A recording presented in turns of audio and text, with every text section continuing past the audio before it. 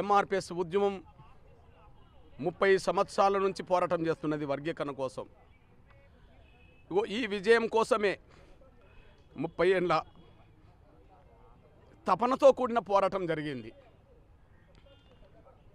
ఒక జాతికి జరిగిన అన్యాయాన్ని సరిదిద్దడం కోసం జరిగిన పోరాటంలో, జాతిని గెలిపించుకోవడం కోసం జరిగిన పోరాటంలో ఎంతోమంది ఎంఆర్పిఎస్ నేతలు తమ ప్రాణాలను కోల్పోయారు.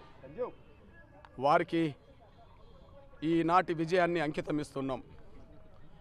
30 ఏళ్ళుగా అలుపెరగని పోరాటం చేస్తూ వచ్చిన, కష్టాలు వచ్చినా, బాధలు వచ్చినా, దెబ్బలు తగిలినా, జైలు పాలైనా, నిందలు పడ్డా, ఎన్ని రకాలుగా అవాంతరాలు అడ్డంకులు ఎదురైనా మొక్కవోని దీక్షతో, అకటింత పట్టుదలతో 30 ఏళ్ళుగా ఉద్యమాన్ని ముందుకు నడిపించిన ఎంఆర్పిఎస్ మాదిగ బిడ్డలందరికీ ఈ విజయాన్ని అంకితమిస్తున్నాం.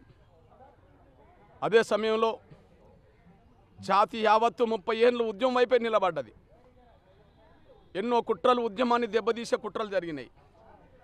ఎంతోమంది స్వార్థపరులు వెన్నుపోట్లు పొడిచే ప్రయత్నం చేశారు. స్వార్థపరులైన పలుకుబడి వాళ్ళు అడ్డంకులు కల్పించే ప్రయత్నం చేశారు.